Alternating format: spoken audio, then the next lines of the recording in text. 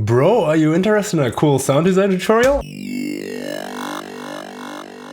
Cool, well, let's start with it. So this will be the sound we are creating today in Serum.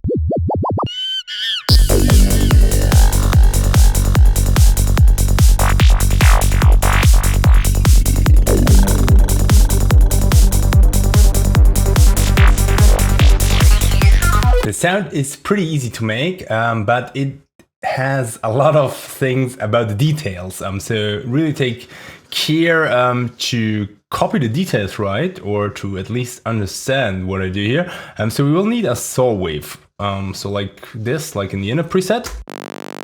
Pretty simple. Check that you have like an octave which sounds good, not too high, too low, like this, like a nice clean saw. And then you will need a filter, and a bandpass filter is pretty good for that, like 24 for example. Put some resonance in, make it a little bit more with drive and fat, pushing the volume here. Don't put it like completely down, because then you won't listen anything. Maybe like here. So that could be a good starting point. And the main trick of the sound is modulating this filter here with the envelope. So we will have like an envelope which behaves a little bit like a pad, you could say, like a pad envelope. And you don't want to go too high, because here you also not hearing stuff. So you want to go maybe somewhere here. And then that's like already like 50% of this tutorial, we could say. Then we will put the sustain completely down, and then we have basically the backwards movement. So that's the movement up, and that's the movement down.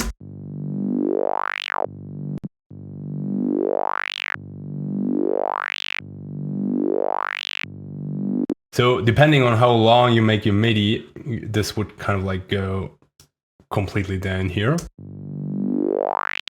So from here, actually, what we can do is we can put the random out here. We don't really need it. And we can make this a little bit more wide, so that the sound is not completely like mono. And then comes like the vowel sound, and we can reach that with here, downsampler. And we can modulate this as well. So we can pick a nice range.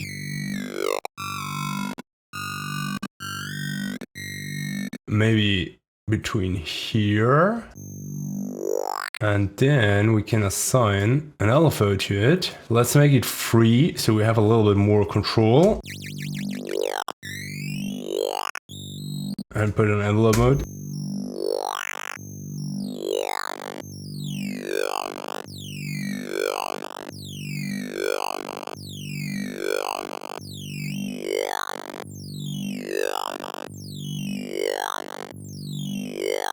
I find the beginning is not so nice. But maybe it comes also from this part here. So I always take a lot of care when I do sound design, that I check which part is not nice in the sound, and then try to relate this to an LFO part or to an envelope here, and see where the problem is. So let's try a bit higher. Yeah, then we have less of that like glassy sound there, which sounds a bit like a squeaky door.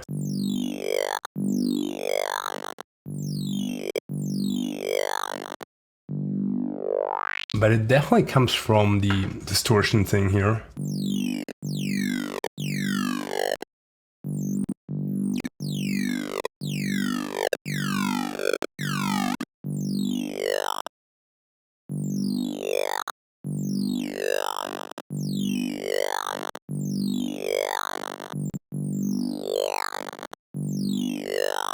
Yeah, I don't want to spend too much time on like removing this, but there will be definitely ways. So for example, in the beginning it's really strong, so you could maybe like reverse map the mix here, or actually the other way around, so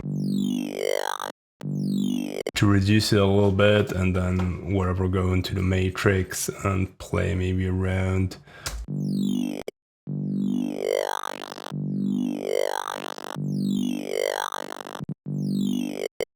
but then we're introducing also like new problems.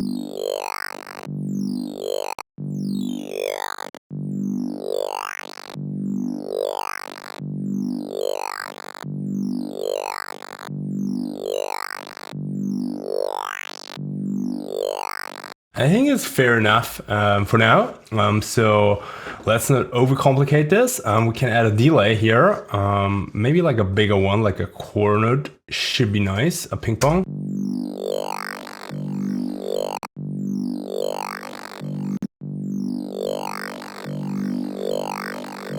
And let's make it pretty wide here and a lot of feedback. Could add some hyper.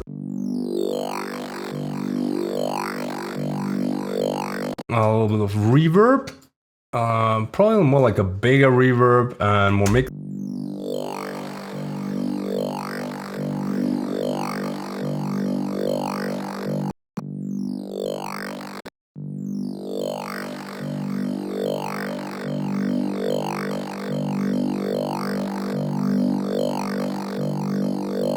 Maybe we cut a little bit off those edges here. And then we can add a compressor. Let's put this like more parallel.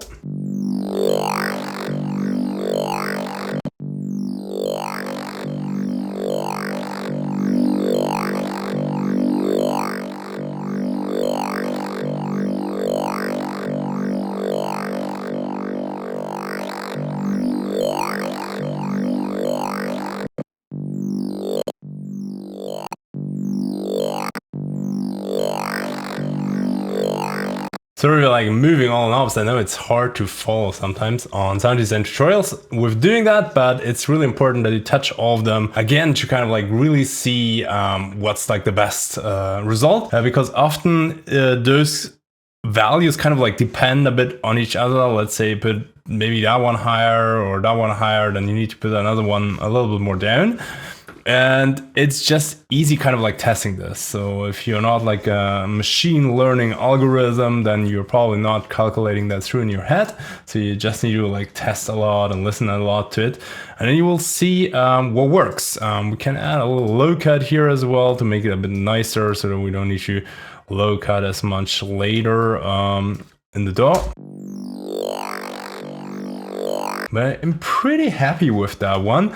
So how I would assign the macros, here like a control to the cutoff so that you can shift it like a little bit.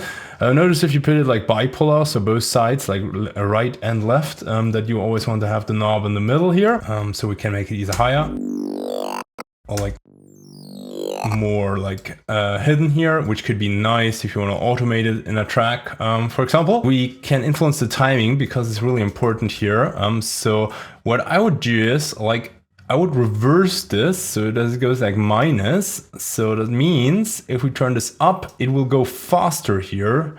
And to compensate for that, I would use the other side and let that one like positive. So kind of like travel slower down. So we can make like either like the travel down kind of like longer and the beginning faster, or vice versa.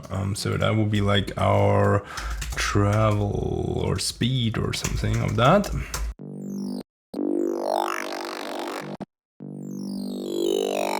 So here it gets a little bit more deep, I would say. And here gets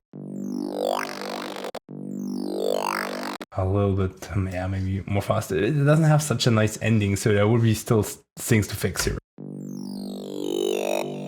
So like this, it doesn't have as many issues, I would say. We could complexify this a little bit. We could make like an FM from sub, put like the sub in here, put the level down and see what that does.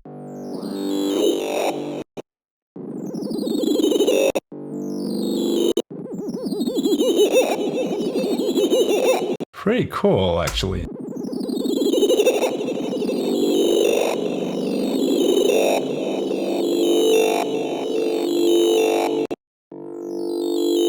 Yeah, well, you can play endlessly here. So let's put that completely down and make this more like an optional thing.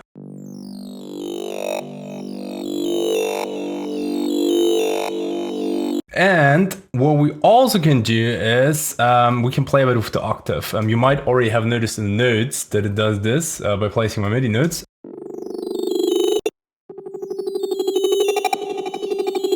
You can use this, for example, to slow down stuff here. So I would make it like unipolar.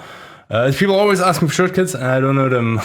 So I looked them up right now for you guys. It's Option Shift on Mac, and then you can switch between unipolar or bipolar. And don't make it too much. So we only want to have it going down like a little bit. So let's put that octave in 0, and now we can go down with that one.